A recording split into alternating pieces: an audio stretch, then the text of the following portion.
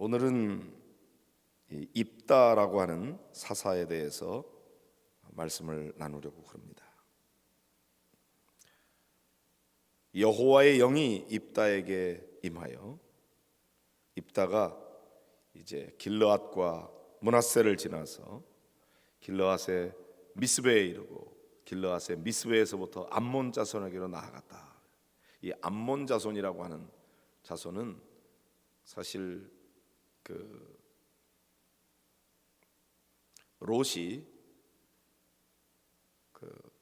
소돔과 고모라 땅이 멸망당할 때 도망쳐 나오다가 사위들은 다 농담으로 여기고 따라 나오지도 않고, 나오다가 아내는 뒤를 돌아보는 거로 소금 기둥이 돼버리고 두 딸밖에 살지 못했는데, 그 딸들이 아버지를 취하게 하고, 그리고는 그 아버지와의 관계 속에서 낳은 자식이 모압과 암몬이거든요.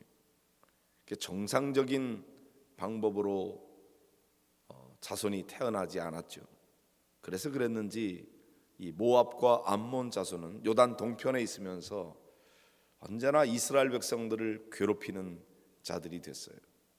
나중에 애굽 출애굽해서 광야를 지나서 가나안 땅으로 들어가게 될 때도 그들이 허락하지 않아 가지고 그래서 이스라엘 백성들에게 어려움을 줬는데, 이스라엘 역사에 있어서 늘 좀 암적인 존재가 그들이었어요. 그런데 이제 이 입다가 사사가 될 때에 이 암몬 자손들이 이스라엘 백성들을 괴롭힘으로 그들을 이제 물리쳐야 되는데, 입다가 나아가서 암몬 자손과 전쟁하게 될 때 입다가 이런 서원을 하게 됩니다. 하나님 앞에 약속하는 거죠. 주께서 과연 이 암몬 자손을 내 손에 넘겨주시면 내가 암몬 자손에게서 평안히 돌아올 때 누구든지 내 집 문에서 나와서 나를 영접하는 그는 여호와께 돌릴 것이니 내가 그를 번제물로 드리겠나이다. 왜 입다가 이런 서원을 했을까요? 그렇게 하지 않아도 될 수 있었을 텐데, 한번 생각을 해보시기를 바랍니다.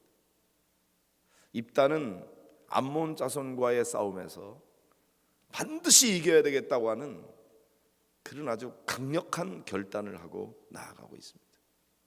그래서 내가 하나님 승리하고 돌아오게 하시면은 내 집문에서 나와서 나를 맞이하는 첫 번째 사람은 내가 하나님께 번제로 바치겠습니다. 자기 딸이 나올 것이라고 생각을 못했을까? 자기 집문에서 나오는데, 그리고 왜 굳이 사람을 그렇게 번제로 바치겠다고까지 했을까? 보통 우리가 서원할 때는 왜 서원하게 되죠? 이걸 꼭 이루어져야 되겠다고 하는 간절함이 있는 거죠. 목숨 걸고 하려고 그러는 거죠. 그때 서원을 합니다. 근데 입다가 이런 서원을 하게 된 배경이 무엇일까를 좀 고민해 보게 됩니다. 입다는 본래 길르앗 사람인데, 길르앗에게서 길르앗의 아들이었는데 기생의 몸에서 난 아들이었어요. 그러니까 본래 아내가 아니고 첩으로, 그것도 기생에게서 낳은 자식. 그러니까 그 본 자식들이 이 기생에게서 난 입다를 멸시해가지고 내쫓아 버립니다. 형제들을 피해서 돕당에 거주하면서 거기 있을 때 잡류들이 입다의 주변에 오게 됐어요. 그래서 그와 함께 그저 야인처럼 살아가던 사람이었어요. 그러다가 그 사람이 이제 엄청난 용사인데 사람들에게 인정받지 못하고 버림받고 또 첩의 자식이라고 그래서 멸시당하고 마음의 상처가 많이 있는 거죠. 그러나 그가 힘이 있었어요. 암몬 자손들이 이스라엘을 치러 올라오게 될 때에 입다 같은 용사가 없었던 거죠. 그의 도움이 필요했어요. 그래서 입다에게 찾아가 가지고 우리의 지도자가 되어달라 이렇게 부탁을 합니다. 그래서 저 암몬 자손과의 싸움에서 나가서 좀 싸워달라. 입다는 길르앗 장로들에게 말합니다. 너희가 전에 나를 미워해서 내 아버지 집에서 쫓아내지 아니하였느냐? 이제 너희가 환난을 당했다고 해서 어찌하여 내게로 왔느냐? 그럴 때에 이 길르앗 장로들이 우리가 당신에게 온 거는 암몬 자손과 싸우게 하는 건데, 만약에 당신이 그렇게 한다면은 이제 우리가 지난번처럼 그렇게 하지 않을 것이고 당신이 우리 길르앗 모든 주민의 머리가 될 것이다. 당신을 우리의 지도자로 삼아주겠다. 이렇게 해서 정말로 나를 머리로 삼겠느냐? 너희들의 머리와 장관을 삼겠느냐? 그럴 때 그렇게 하겠다고 합니다. 그래서 입다는 사람들에게 사실은 버림받고 멸시당하고 제대로 대우받지 못하던 사람이었는데 졸지에 이스라엘 백성들의 머리와 장관이 되었다. 그래서 이 입다가 그의 지도자가 되고 나가서 이제 암몬 자손과 나가서 싸울 때는 내가 만약에 이 싸움에 나가서 전쟁에 승리하지 못한다면 돌아와도 별 대우를 받지 못한다. 어쩌면 동족에게서 버림받을지도 모른다. 그런 안타까움이 있었던 거죠. 내가 반드시 나가서 이겨야 된다. 그래서 내가 이 지도자의 자리를 지켜야 된다. 그런 마음에 아마 굳게 결심하고 서원을 했던 것 같습니다. 그리고 나갔으니 얼마나 목숨 걸고 싸웠겠습니까? 또 하나님 앞에 나아가서 아뢰었다고 그랬거든요. 입다가 미스바에서 자기의 말을 다 여호와 앞에 아뢰니라. 하나님께 아뢰고 하나님께서 이제 나아가서 싸우라고 하는 말씀을 주셔서 하나님 의지하고 나갔는데 나가서 죽기 살기로 싸운 거죠. 하나님이 도와주셨어요. 여호와께서 그들을 그의 손에 넘겨주셨다고 기록되어 있습니다. 그래서 아로엘에서부터 민니스에 이르기까지 20성읍을 쳤다. 그리고 아벨 그라밈까지 매우 크게 무찔렀다. 결국 암몬 자손이 이스라엘 자손 앞에 항복하게 되었어요. 정말 그가 바라는 거대한 승리를 거두게 된 거죠. 근데 그 다음이 문제인 거죠. 그렇게 승리하고 돌아왔는데 그의 무남동녀 외딸이 소고를 잡고 춤을 추면서 나와서 영접합니다. 이 아버지 입다가 그런 서원을 한 것을 이 딸은 알지 못했던 거죠. 입다가 자기 옷을 찢습니다. 어찌할꼬 내 딸이여, 너는 나를 참담하게 하는 자요, 너는 나를 괴롭게 하는 자 중에 하나로다. 그리고 내가 여호와를 향하여 입을 열었으니 능히 돌이키지 못하리로다. 함부로 서원하는 것이 아니었죠. 그러나 그 서원 기도는 그만큼 목숨 걸고 한 기도였어요. 하나님께서 그 기도에 들어주셨어요. 그러나 결국 무남동녀 자기 외딸을 번제로 바쳐야 되는 끔찍한 그런 일을 맞이하게 된 것입니다. 사랑하는 성도 여러분, 우리가 하나님 앞에 기도할 때 하나님 이거 꼭 들어주셔야 됩니다. 이거 안 들어주시면 안 됩니다. 차라리 나를 불러가십시오. 하나님 이거 안 되면 나는 죽습니다. 이렇게까지 서원하면서 기도하는 그런 기도의 제목이 있을 때가 있어요. 근데 정말로 그렇게 꼭 서원을 해야만 되는가? 제 친구 중에는 아무도 예수 믿는 사람이 없는데 식구 중에 자기가 고등학교 2학년 때 이 축농증 수술을 받았는데 그 후유증으로 너무 머리가 뽀개지도록 아픈 거예요. 괴로워서 뭐 공부를 할 수가 없어요. 그러다가 고3 때 친구의 전도를 받아가지고 교회에 나오게 됐는데, 하나님, 내 이 아픈 머리만 낫게 해주시면 내 평생을 주님 앞에 바치겠습니다. 그리고 서원 기도를 했어요. 내가 신학교에 가서 목사가 되겠습니다. 그런데 정말로 저희 어머니를 비롯해서 기도하는 권사님들이 그를 위해서 기도를 했는데, 어떠한 무슨 약을 먹고 병원을 가고 그래도 뭐 낫지 않던 그 두통이 싹 사라져 버렸어요. 할렐루야. 이제 그 다음이 문제인 거죠. 집안에 예수 믿는 사람 하나도 없는데 내가 이제는 신학교 가겠다고 그러니까 집안에서 다 반대인 거예요. 우리가 다 우리 친구들이, 야, 하나님도 이해하실 거야. 네가 또 그렇게 아파서 그래서 고쳐달라고 그래서 했는데 제정신이 아니었잖아.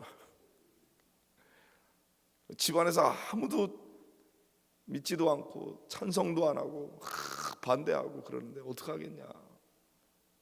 왜 자기 너무 괴로워하는 거예요. 그런데 놀라운 것은 내가 아파 죽겠다고 그럴 때는 하나님 앞에 서원하고 낫게 해주시니까 배반해버려? 그건 있을 수가 없지. 그래서 집안에 예수 믿는 사람은 하나도 없고 모두가 반대하는데도 불구하고 결국 저하고 단둘이 신학교를 갔습니다. 집안에 아버지 어머니가 거의 할아버지 할머니고 자기 맏형이 아버지 같아요. 조카가 1살 차이니까 위로 누나가 넷이 있고 맏형이 있고 막내인데 아무도 집에서 도와주질 않고 정말 홀로 신학교 와가지고 얼마나 고생하면서 죽으라고 공부를 했는지, 정말 장학금을 받지 않으면 학교를 다닐 수가 없어요. 그런 속에서 공부하고, 그리고 또 미국 유학까지 가가지고 죽으라고 공부하고, 정말 장학금 못 받으면 돌아와야 되니까 그렇게 해가지고 하여튼 목회를 하고 있는 제 친구가 있어요. 저 인천의 내리교회라고, 우리 교회도 집회에 오고 그랬죠. 저는 그 친구가 서원했던 것을 기억해요. 그리고 그 서원을 지킨 것이 대단해요. 그러나 그 서원을 지키기 위해서 얼마나 고생을 많이 했는지. 입다도 함부로 서원한 것, 그러나 그로서는 너무나 절실했던 서원이었죠. 그런데 그래도 중요한 것은 내가 여호와를 향하여 입을 열었으니 능히 돌이키지 못하리로다. 비록 자기의 무남동녀 외딸을 번제로 바치는 일이었으나 그 서원을 갚았다고 하는 거죠. 딸도 마찬가지. 아버지께서 여호와를 향하여 입을 여셨으니 아버지의 입에서 낸 말씀대로 내게 행하소서. 그리고 2달 동안 산에 친구들과 가서 처녀로 죽게 되는 것을 슬퍼하면서 애곡하고, 그리고 그 서원한 대로 딸을 번제로 바치는 그런 약속을 지키는 일을 하게 되었습니다. 함부로 서원할 일은 아니지만, 그러나 서원했으면 그 약속을 지켰던 입다는 위대한 사도임에 틀림이 없습니다. 여러분은 혹시나 어떤 서원을 하고 제정신 차리고 난 다음에 어휴 내가 잘못했구나, 그리고 그 서원을 그냥 잊어버린 그런 때는 없으신지요? 비록 나에게 어떤 손해가 오더라도 여호와를 향하여 입을 열었으면 그 책임을 지는 그런 기도의 사람이 되어야 합니다. 그러니까 여러분, 그것이 서원이든지 아니든지 우리가 기도하는 거, 그 기도는 그냥 뱉어버리는 것이 아닌 것입니다. 하나님 앞에 기도할 때 하나님이 그 기도를 들으시고 내가 하나님 앞에 약속했으면 그 약속도 지켜야 되는 거죠. 전에 제가 전도사로 사역을 할 때에 어느 지방에 있는 교회에서 있었던 일입니다. 그 당시에 교회를 건축해야 되는 그런 때 교인들에게 헌금을 하도록 막 이렇게 거의 강조를 하면서 아브라함은 아들 이삭을 바치라고 그랬는데, 여러분은 아들을 바치라 그러면 하나님이 아들 데려가면 낫겠습니까? 집 한 채 바치는 게 낫겠습니까? 이 시간에 서원하십시오. 그렇게 했어요. 그런데 아들 데려갈까 하고 겁나가지고 집 한 채 바치겠습니다, 막 서원을 했어요. 그리고 난 다음에 정신 차려보니까 내가 뭔 짓을 했나. 그 다음부터 교회를 못 나오는 거예요. 그래서 여러분, 하나님 앞에 서원할 때 너무 함부로, 그때 그냥 뭐 그런 분위기 속에서 그렇게 함부로 막 서원해 놓고 그 다음에 그 약속을 지키지 못해서 평생 죄인처럼 그렇게 살아가서는 안 되는 거예요. 이 입다를 생각할 때 그런 안타까움이 있어요. 우선은 이 입다가 하나님 앞에 그 서원한 그 서원을 갚았다고 하는 것이 대단해요. 그러나 서원은 그만큼 책임져야 되는 일임을 알고 함부로 서원해서는 안 된다. 이렇게 할 수 있도록 도와주세요. 그런 건 몰라도 하나님이 이렇게 하시면 내가 이렇게 하겠습니다, 그래 놨으면 지켜야 돼요. 하나님 앞에 내가 이렇게 헌금을 드리겠습니다, 내가 하나님을 위해서 내가 이렇게 살겠습니다, 뭐 내가 뭘 하겠습니다, 그래 놓고 그 다음에는 그 까맣게 잊어버리고 그렇게 하면은 안 된다. 우리 하나님께서 우리의 기도에 다 귀 기울이고 계십니다. 그러므로 성도 여러분, 여러분이 하나님 앞에 약속한 거 잘 지키시기 바라고, 또 함부로 순간적인 감정에 의해서 함부로 서원하지 마시고, 그러나 성령께서 감동을 주시면 그 약속을 지켜가는 그런 성도들이 되실 수 있기를 바랍니다. 오늘 이 말씀 우리가 무겁게 듣습니다. 하나님, 혹시나 내가 서원했는데 제대로 약속을 지키지 못한 것이 있다면 하나님 지킬 수 있도록 도와주십시오. 힘을 주십시오. 그리고 또 그렇게 하지 못한 것에 대해서 하나님 앞에 회개하고, 그리고 우리 하나님 앞에 관계 속에 얽혀있는 문제들 풀어가는 여러분들이 되시기를 바랍니다.